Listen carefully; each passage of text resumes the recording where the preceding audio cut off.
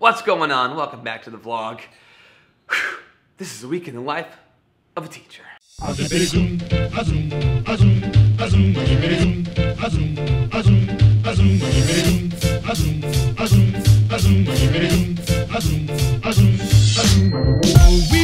and hippity hop, I'm as happy as I can be. Whoa, boom, boom, and hippity zoom. Love is sweet, love is grand, works one. We bop and hippity hop, I'll never be a millionaire. So I'm not in the classroom this week for this week's video. This week was crazy with end of the quarter coming up. I had lots of paperwork, grade cards are due, testing, all this business. So I just wanted to share with you, this one's gonna be a little bit different. I have so many new things in the classroom that I can't wait to share with you guys. I'm gonna be doing it next week because I wanna show you, I just don't wanna talk about it, I wanna show you the new things.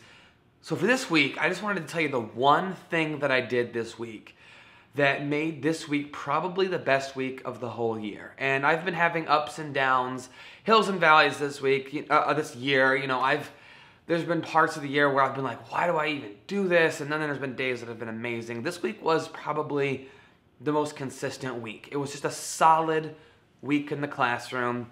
And I wanted to make sure that I was being reflective, because no matter what you're doing in life, teaching or not teaching, I think it's really important that if something goes well, you got to reflect on it and ask and answer why. You know, we're so quick to say why something didn't go well. I think it's really important that when something does, you also know it, because so you can replicate it in the future. So after a lot of reflecting, I think I can nail the good week down to one thing, the one thing that I did this week to make it a great week. And this is something that anybody can do at any grade level. And here we go. I backed off a little bit. I did some soul searching. I looked myself in the mirror and I had to answer some hard questions for myself.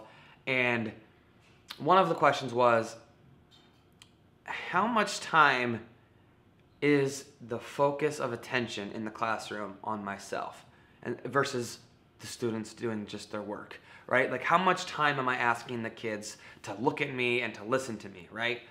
And how much time am I spending talking in front of the class and them listening? And when I really looked at my day, my schedule, I noticed that a lot of the time I was expecting them to just listen to me. And so I had to sort of rescale things and rethink things. And you know, one of the strategies that I use, or that I try to use, and I need to get better at, it comes from the book Teach Like a Champion, my favorite book of all time.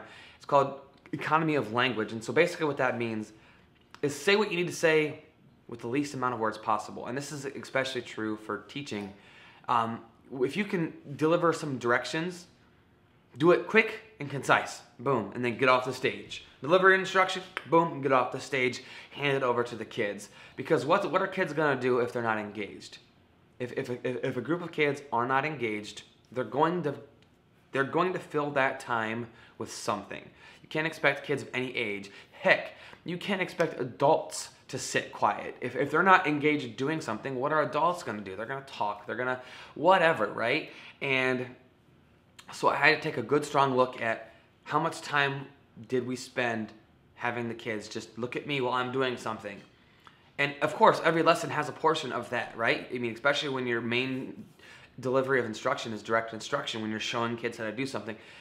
But I spent this week really kind of crafting my lessons to take the spotlight off of myself and give the kids more chance, more time to actually do something. And I think that was the biggest thing that I did. And it worked really well. It was quite amazing, actually. And so what I did was I picked a spot in my classroom where I could stand, where I could see everything going on, but I was far enough away from everybody that they weren't asking me questions. Because when I'm circulating, and you should circulate, when I'm circulating, kids will ask me questions. Kids will want to talk to me. Kids will want to tell me about their grandma, right? It's just kids. But I stepped back, and I could see everything, but I took a step back and I just watched and I observed. And there's problems that happened. There was kids that they were arguing over, there's a kid, you know, two kids were arguing over a crayon, or there was some little things going on. But sometimes as teachers, we have to let our kids get through those circumstances on their own. You know, we can't, I don't want my students to get the idea that I'm there to solve all their problems for them. Sometimes they need to just figure it out. And when I took a step back and just let them do it and let them just work through some things, the results were kind of amazing. It wasn't me sitting there nitpicking every little thing, you know. It's one thing to have control of the classroom and have good classroom management and to have, you know, to have high expectations for your students. It's another thing for me to be there nitpicking every little tiny thing, and that gets, you know, that affects the community and the culture of the classroom. So I stepped back. Yep, there was a kid tipping in his chair, and you know, sometimes you just gotta. Sometimes, you know, you have to pick your battles, right? He was doing his work. There was a kid who was sitting backwards. I mean, he was sitting in his chair not the correct way. He wasn't hurting anybody. He wasn't hurting himself.